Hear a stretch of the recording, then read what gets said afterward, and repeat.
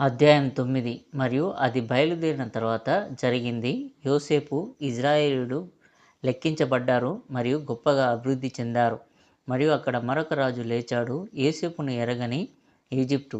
అతడు తన ప్రజలతో ఇలా అన్నాడు, ఇదిగో ఈ ప్రజలు మనకంటే ఎక్కువ సంఖ్యలో ఉన్నారు. రండి, వారు గుణించకుండా వారికి వ్యతిరేకంగా సలహా తీసుకుందాం. మరియు ఈజిప్టు రాజు ఆజ్ఞాపించాడు.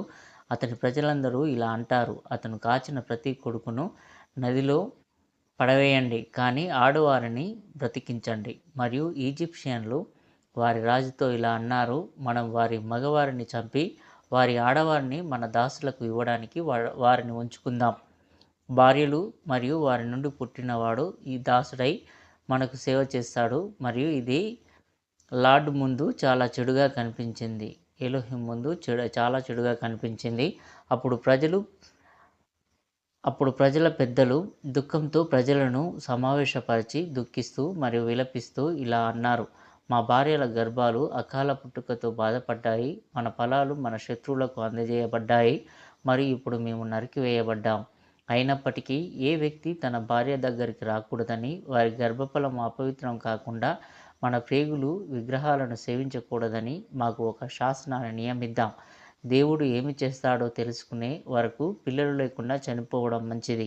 మరియు అమ్రాము ఇలా జవాబిచ్చాడు, యుగం పూర్తిగా నిర్మూలించబడుతుంది మరియు అపరిమితమైన ప్రపంచం పతనమవుతుంది, లేదా ఇజ్రాయేలీల జాతి క్షీణింపబడాలనే దానికంటే లోతులలోని హృదయం నక్షత్రాలను తాకుతుంది. మరియు దేవుడు అబ్రహాంతో చెప్పిన నిబంధన నెరవేరినప్పుడు అది నెరవేరుతుంది. నీ కుమారులు తమది కాని దేశంలో నివసిస్తారు మరియు 400 సంవత్సరాలు బానిసలుగా మరియు బాధకు గురవుతారు. మరియు ఇదిగో, దేవుడు అబ్రహాంతో చెప్పిన మాటను దాటి 350 సంవత్సరాలు మరియు మేము ఈజిప్టులో బానిసత్వంలో ఉన్నప్పటి నుండి 130 సంవత్సరాలు. కాబట్టి ఇప్పుడు మీరు నియమించిన దాని ప్రకారం నేను కట్టుబడి ఉండను, కానీ మనం భూమిపై అనేకులుగా తయారయ్యేలా లోపలికి వెళ్ళి నా భార్యను తీసుకొని కుమారులను కంటాను. దేవుడు తన కోపంలో కొనసాగడు, ఆయన తన ప్రజలను ఎల్లప్పుడూ మరిచిపోడు, లేదా ఇజ్రాయేలు జాతిని భూమి మీద నిర్మూలించడు. మన పితరులతో ఆయన చేసిన నిబంధన వృధాగా చేయలేదు. దేవుడు ఈ విషయాల గురించి మాట్లాడాడు. ఇప్పుడు నేను వెళ్ళి నా భార్యను తీసుకుని వస్తాను, నేను అంగీకరించను ఈ రాజు యొక్క ఆజ్ఞ. మరియు అది మీ దృష్టిలో సరైనది అయితే మనమందరం అలా చేద్దాం. ఎందుకంటే మన భార్యలు గర్భం దాల్చినప్పుడు 3 నెలలు పూర్తయ్యే వరకు మా తల్లి తామర్ లాగా వారు బిడ్డతో గొప్పగా ఎరగరు చేసింది. ఎందుకంటే ఆమె ఉద్దేశం వ్యభిచారం కాదు, కానీ ఆమె ఇజ్రాయేల్ కుమారుల నుండి తనను తాను వేరు చేయదు. కాబట్టి ఆమె ఆలోచించి ఇలా చెప్పింది, నా మామగారితో కలిసి పాపం చేసి చనిపోవడం నాకు మేలు. అన్యులు. మరియు ఆమె తన గర్భఫలాన్ని 3వ నెల వరకు దాచిపెట్టింది, ఎందుకంటే అది గ్రహించబడింది. మరియు ఆమె మరణశిక్షకు వెళ్ళినప్పుడు ఆమె దానిని ధృవీకరించింది. ఈ కర్ర, ఈ ఉంగరం, మేక చర్మం ఎవరిదంటే నేను అతని నుండి గర్భం దాల్చాను. మరియు ఆమె పరికరం ఆమెను అన్ని విపత్తుల నుండి బట్వాడా చేసింది. ఇప్పుడు మనం కూడా ఇలాగ చేద్దాం. మరియు ప్రసవించే సమయం వచ్చినప్పుడు అది సాధ్యమైతే మేము మా గర్భం యొక్క ఫలాన్ని విసర్జించాం. మరియు మన అవమానాల నుండి మనల్ని విడిపించడానికి దేవుడు రెచ్చగొట్టబడతాడో ఎవరికి తెలుసు.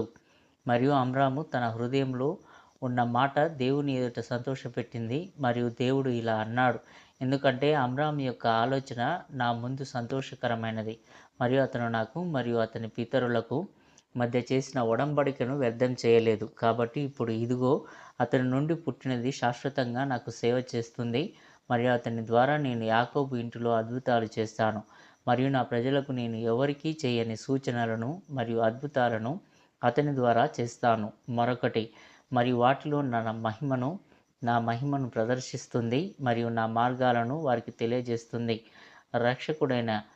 రక్షకుడైన నేనే వాని యందు నా దీపమును వెలిగించి నా దీపమును అతనికి చూపెదను. ఎవరు చూడని ఒడంబడిక మరియు అతనికి నా గొప్ప ఔన్నత్యాన్ని మరియు నా న్యాయాన్ని మరియు తీర్పులను వ్యక్తపరచండి. మరియు అతనికి శాశ్వతమైన కాంతిని ప్రకాశిస్తుంది.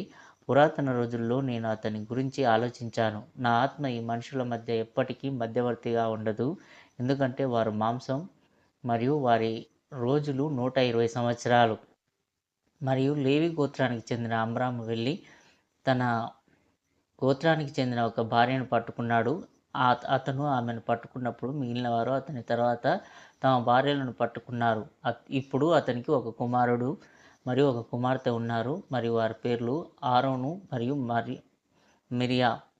మరియు రాత్రివేళ మరియ మీదికి దేవుని ఆత్మ వచ్చుచుండగా ఆమె ఒక కల చూచి ఉదయాన్నే ఆమె తల్లిదండ్రులతో ఇలా అన్నాడు, నేను ఈ రాత్రి చూశాను, ఇదిగో నార వస్త్రం ధరించిన ఒక వ్యక్తి నిలబడి నాతో ఇలా అన్నాడు, వెళ్ళి నీ తల్లిదండ్రులతో చెప్పు, ఇదిగో మీ నుండి పుట్టబోయేది నీటిలో పడవేయబడుతుంది, ఎందుకంటే అతని ద్వారా నీరు ఎండిపోతుంది మరియు అతని ద్వారా నేను సంకేతాలు చేస్తాను మరియు నేను నా ప్రజలను రక్షిస్తాను మరియు అతను ఎల్లప్పుడూ దాని సారథిగా ఉంటాడు. మరియు మరియా తన కలను చెప్పినప్పుడు ఆమె తల్లిదండ్రులు ఆమెను నమ్మలేదు.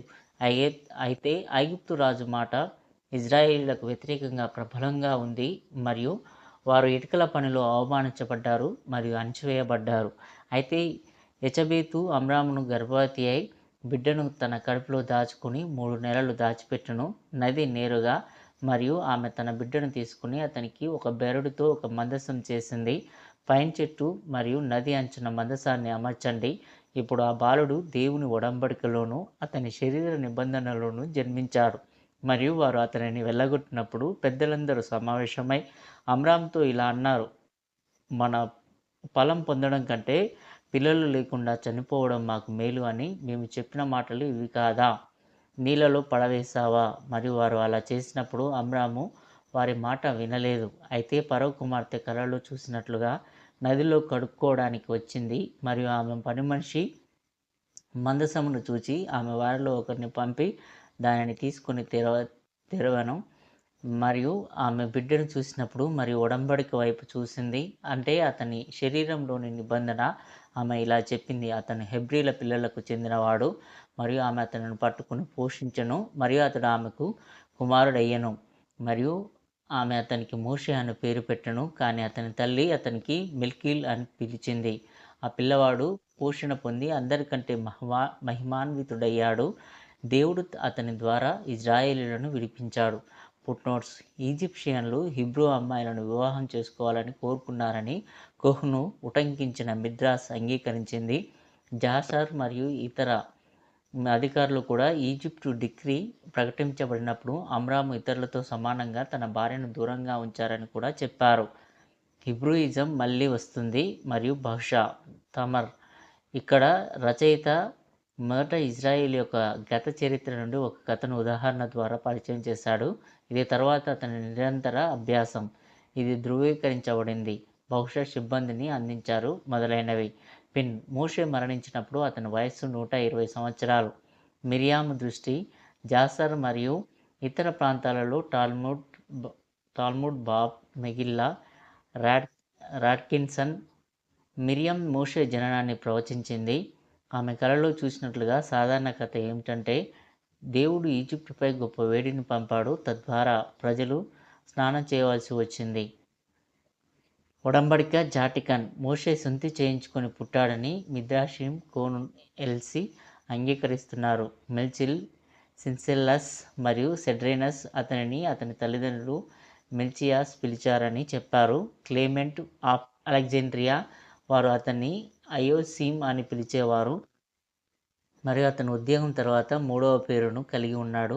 ప్రారంభించిన చెప్పినట్లు అంటే మిల్చి, జాషార్ మరియు జెరహ్మిల్ అనేక పేర్లను ఇచ్చారు, కానీ మిల్కిల్ వారిలో లేడు.